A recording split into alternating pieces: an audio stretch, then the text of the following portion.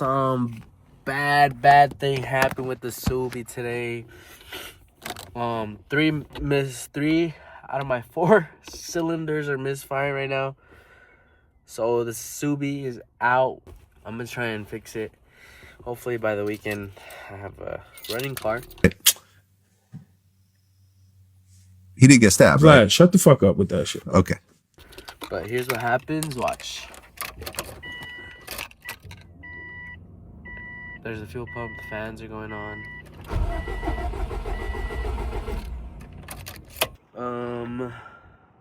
Yeah, all this could be a vacuum leak, simple as a vacuum leak, or no, I don't even think it's a vacuum leak. I think it's actually some shit to do with my fucking like cylinders, man. I'm telling you, these things are misfiring bad, and this spark plug changes on these cars suck because you gotta go all up in there. But I don't know, we'll see. I have some things going on this weekend, and I don't know, we'll see. Everything was running great. My dam was at a consistent 11 out of 11, which is an abnormal. 16 out of 16 is what is normal. But what's funny is that on the drive that this thing killed the 3 cylinders, or the 3 cylinders just started misfiring, on that same drive that these misfired, my dam went back up to 16, which is kind of weird because so my dam was doing great, and then my 3 cylinders just they're out. The only cylinder that's working is number 1. So we'll see. I don't know. We're gonna get this figured out by Friday. Hopefully we can get a diagnosis, see what's wrong with the car. But I'll keep y'all updated. We'll see. All right, guys. So unfortunately, we figured out what's wrong with the Subi. So let's get into it. All right. So we figured out that it's not anything to do with my spark plugs or my coil packs. It's actually a fuel problem, which honestly makes complete sense. So a little bit before my cylinders ended up misfiring, my dam had dropped to 0, and I found it really weird, right? I got it back up, but it was kind of like jumping up and jumping down. And like I said before, my 3 cylinders just stopped working. My car went back up to 16.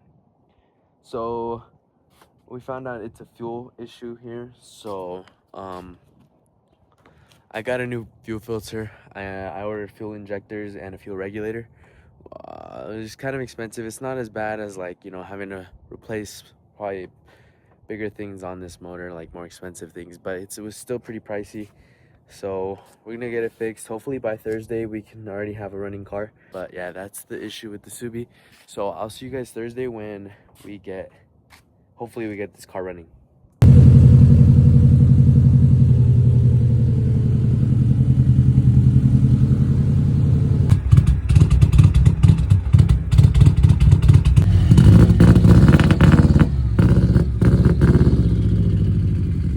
Hi guys, update. So we are here with the car right now. Today is Easter Sunday, and this is what we are looking like right now. It looks a little crazy. So the fuel filter, the injectors are in, and the fuel regulator is also in there. Did not fix my problem, but it did not fix my problem. I was still misfiring. It was running good for a little bit, but like I said, it did not fix the problem of it spewing out gasoline, and I still had misfires on this thing. So, also some fuses on the inside cabin were burning every time I turned on the ignition. So, which led me to believe that there is a short in here. So about 2 weeks before my cylinder stopped working on me in the middle of the highway, I had gone down on a dip at an angle, and it messed up my bumper.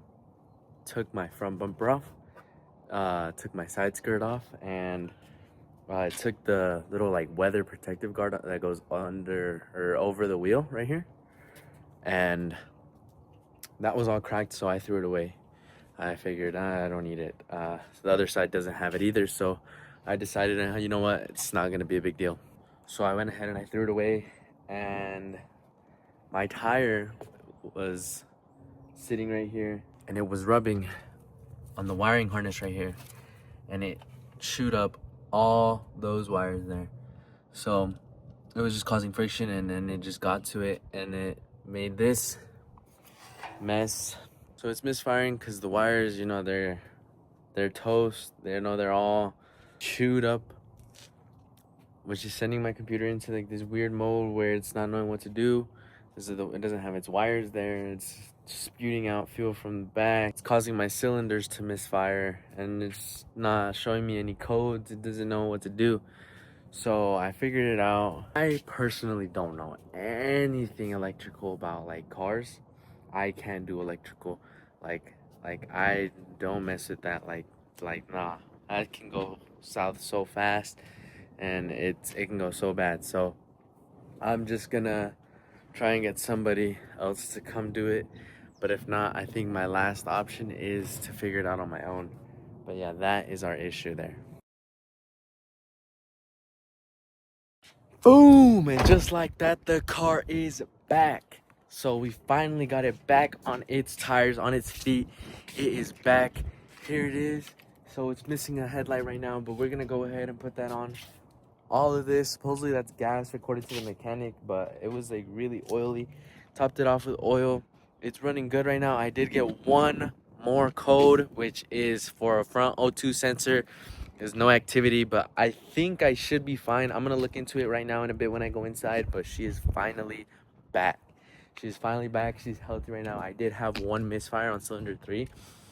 It was kind of weird after we changed everything, we got everything good, but we found out that it was just due to wiring, and that was it. But the wires are back on. I need to put the fender on good because it's not on good, not all the way on. So I'm gonna get everything put on this car, then I think I'm gonna go ahead and wipe it down, all these black oily marks. So we're good, we're back in business, and this car should be looking to last me up until I have to leave in June.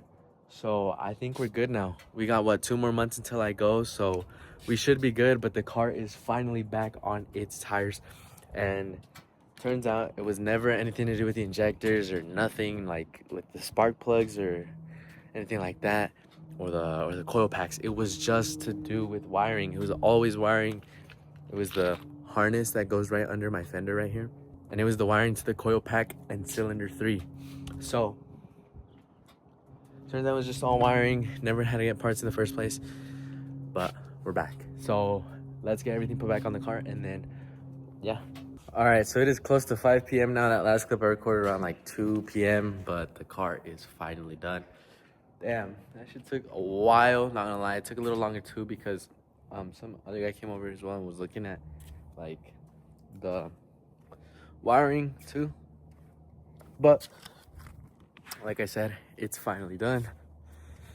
It's ready to be on the streets again. But here it is. It is back, and yeah, I mean, it's been quite a bumpy ride. Definitely a roller coaster, but we finally got it figured out. And yeah, so I hope you guys like this video. It was a little, like, it's a little weird because, you know, I haven't posted, but yeah, I hope you guys like it. You know, I could do more content like this with the Subi before I go. So yeah. All right, guys, so I have an update for my last update, supposedly that I had fixed the car.